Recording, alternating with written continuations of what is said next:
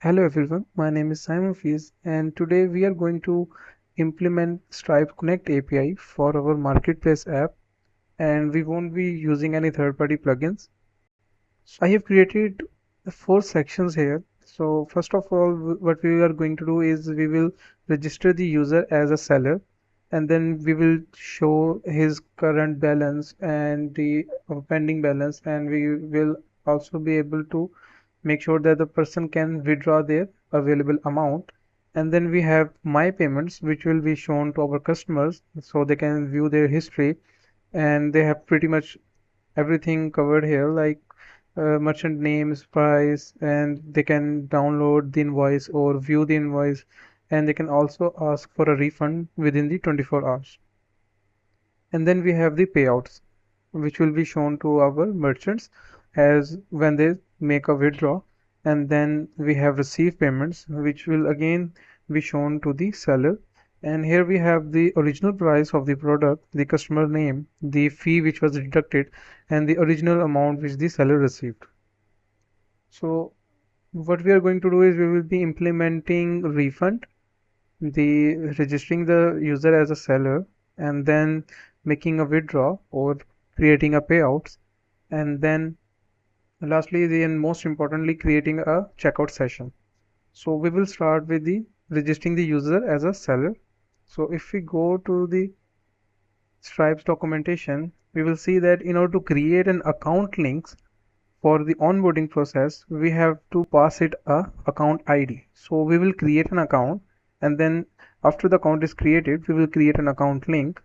We will redirect the user to that link and he can complete the onboarding process. So let's go back to our Bubble app. Now, as you can see that I have created an API named Stripe API, and then first of all, for authentication, we will use private key in header, and then the key name would be authorization, and the key would be bearer, the space, and the secret key. Same goes for the development key value, and then you can get yours by going to the Stripe dashboard and then developers and then API keys. So you can just copy this secret key and paste it here. And this is pretty much it for our authentication.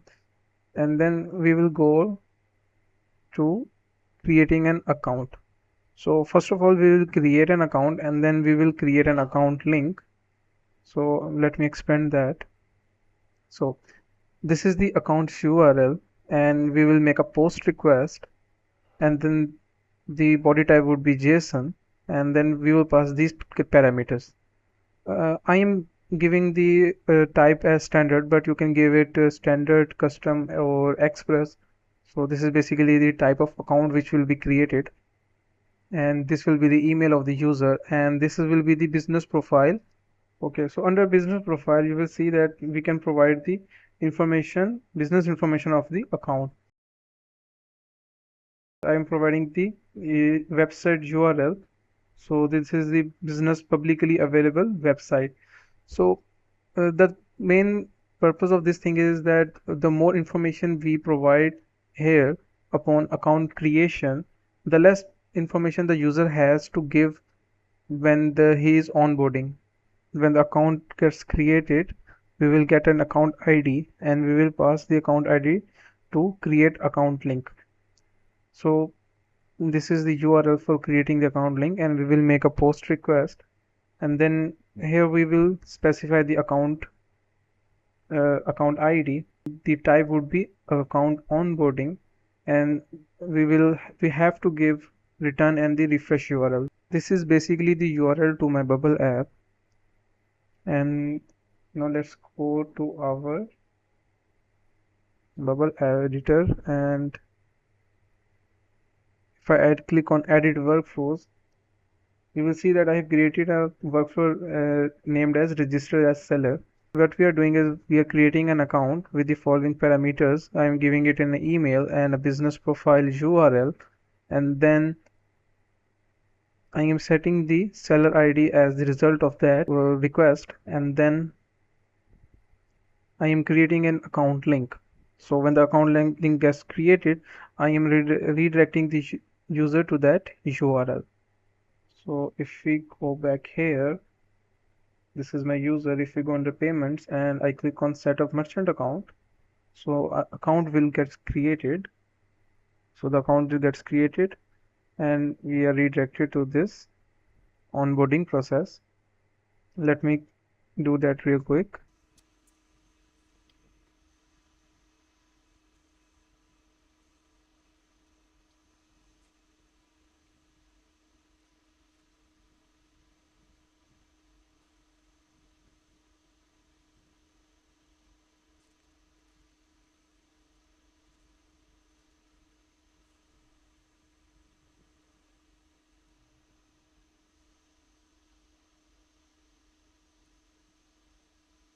Now you can see that it is not asking for the website URL or our business URL because we have already provided that.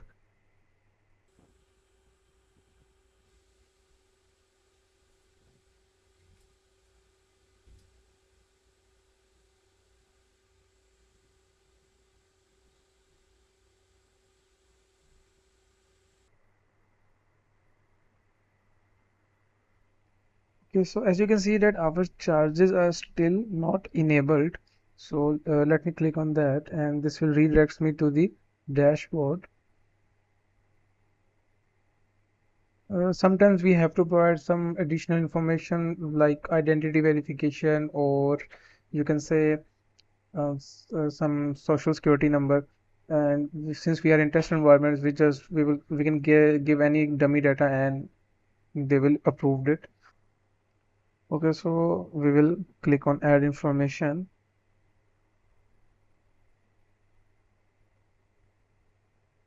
So we will provide the social security number. We can enter any dummy data.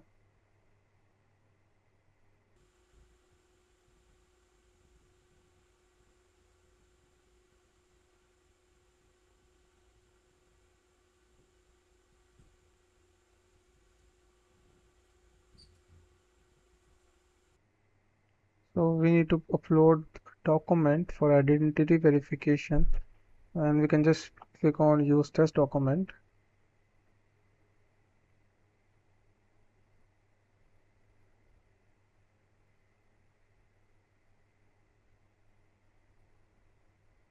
So it should be done now. And as you can see that our charges are now enabled. Okay, so we have successfully registered our user as a seller. So let me post something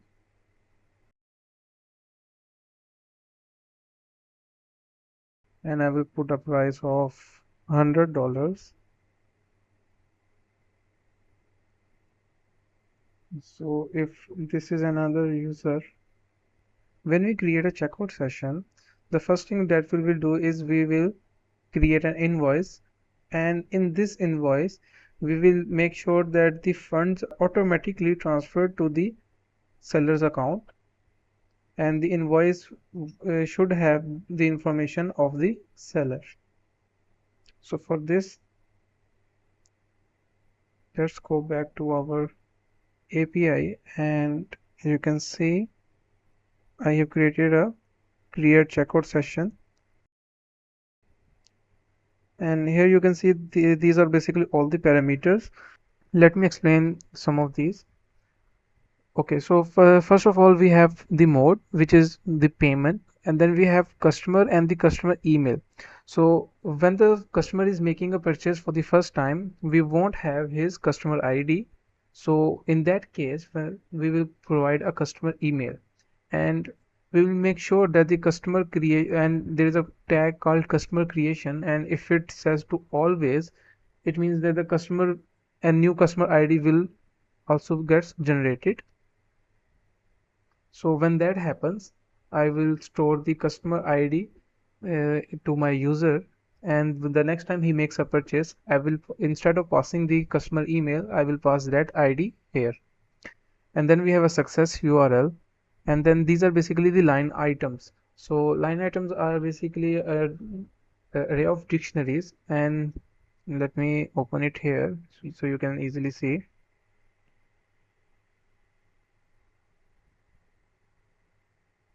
So under checkout we have sessions, and under session we have create a session. So here we have the line item price data and the line item price. So one of them is required. So I am giving the price data, and under price data what we need is the currency which is required and the products data. So the product is also a dictionary, and the main thing that is required is the name. So if you and other things that are required would be the amount, the unit amount, and the quantity. So in my case the quantity would always be 1. So let's go back here. Now you can add as many line items as you want. When a person clicks on an image, that single invoice gets created, and that invoice only have a single item. So I'm providing all these details here. So under line items, I have price data. Under price data, I have unit amount, and that would be in cents. And then I have quantity, which is 1. And then I have invoice creation, and under invoice creation we have enabled, which is set to be true. So this means that invoice will be created. Similarly, what we have here is payment intent data. So under payment intent data we have on behalf of, and then we have transfer data to the destination. So both of these field will specify the seller ID on behalf of, basically makes sure that when the invoice gets created, it shows the seller information, and the destination makes sure that when the invoice is successfully paid, it creates a transaction from our account to the seller accounts automatically. And then we have the application fee. So if you are charging any fee, you can put it here. So these are pretty much it. So if we go to here, and this is my purchase button. If I click on edit workflow, so I have made two types of workflows for existing users and for new users. For existing users, what I'm doing is, since the existing user will have a customer ID, so I'm putting it here, and I'm not giving the customer email, and I am also leaving the customer creation empty. The other things are pretty much the same. So in case of a new user, I am adding the customer's email, and then the customer creation is set to always. So this will create a checkout session, and it will give us a link, and we will redirect the user to that link. When the invoices get paid, we will create a webhook which will listen to that Stripe event, and will create a object of invoice in our database, in our bubbles database. So if I go back here, so under invoices, you will see that I have customer ID, the invoice ID, the post ID, seller ID, and the status. So if the invoice is paid, or it might get refunded in the future. Now for creating a webhook, what we are going to do is we will go to our backend workflows, and under Stripe we have new invoice paid. So when the invoice gets paid, we will create a new invoice, and we will provide these information from the request URL. So invoice ID, the status, the post ID, and the seller ID, and the customer's ID. So all of these information are present on the invoice.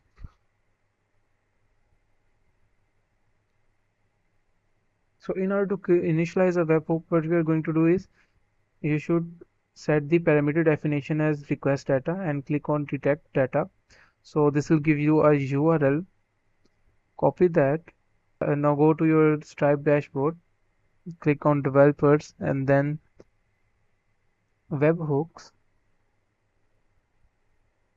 So these are all the webhooks. Let me disable these.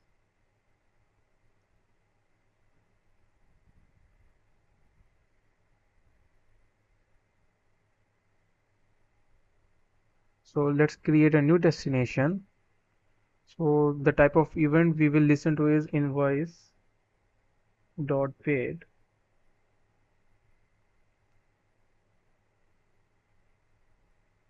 continue, and we will paste the URL here, and let's create the destination. Okay, now in order to trigger a request, we can use Stripe shell here, and we can just say Stripe trigger and the name of the event. So this is invoice dot paid.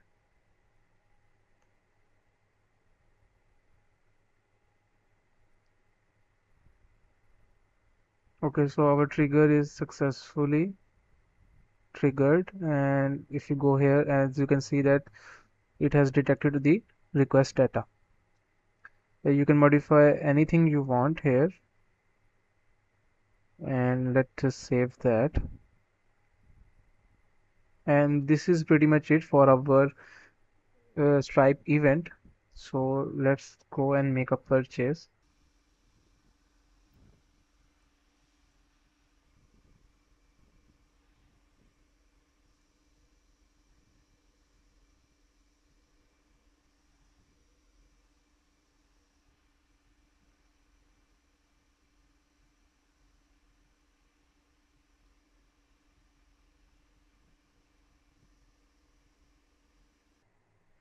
Okay, so one of the major thing that I forgot to tell is that once the data is initialized, we have to edit the URL and remove the initialize from here and save that.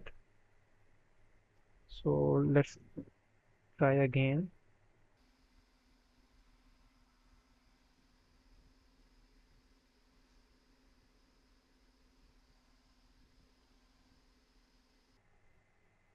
Okay, so now the purchase is successful, and if we go to payments, and we can see that we can not download or view our invoice. Let's just click that,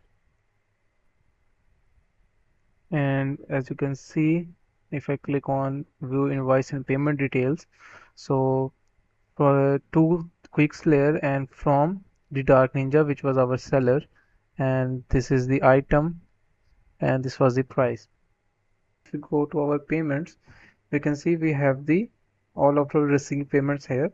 So because we made a purchase two times, so we have two payments here, and in the processing the amount is the sum of these two, so 193. Okay, now let's talk about refunds. So in order to create a refund, this is our URL and it's a post request, and what we need to pass is the charge ID. So every invoice has a charge ID in it, and the amount we will also be getting the amount from our invoice, and the reason which would be requested by customer, and the reverse transfer. So when the reverse transfer is true, so the payments will also get reversed from our seller account. So in our case, we want that.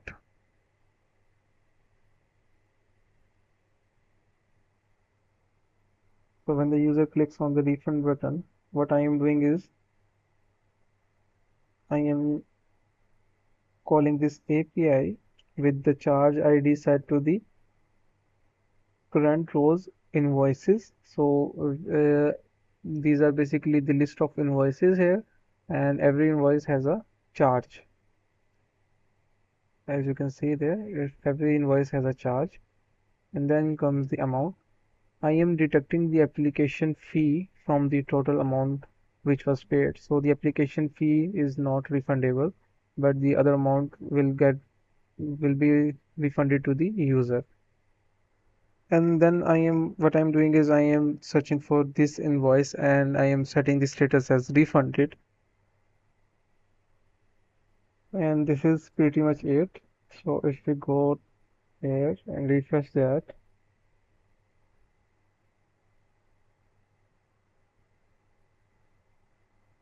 and click on refund, so the refund was successful. Okay, so the amount was refunded. And if we go to our seller and refresh it,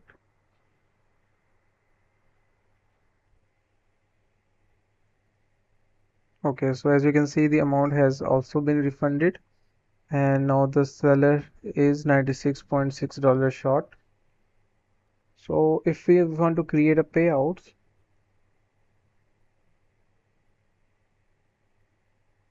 you can just type Stripe payout API.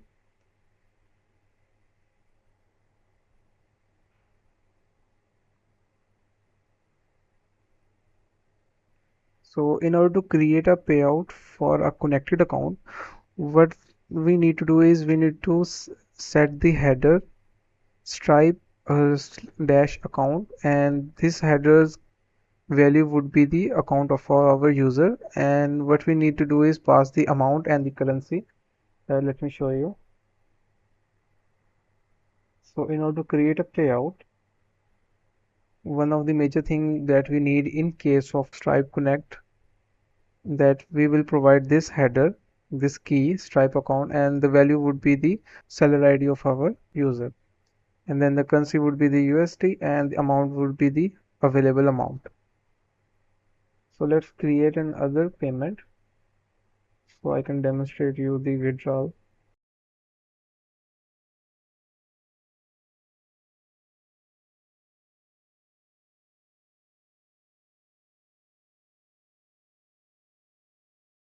So I will add this test card number, and because of that the amount will go straight to our available balance and it won't go to the pending.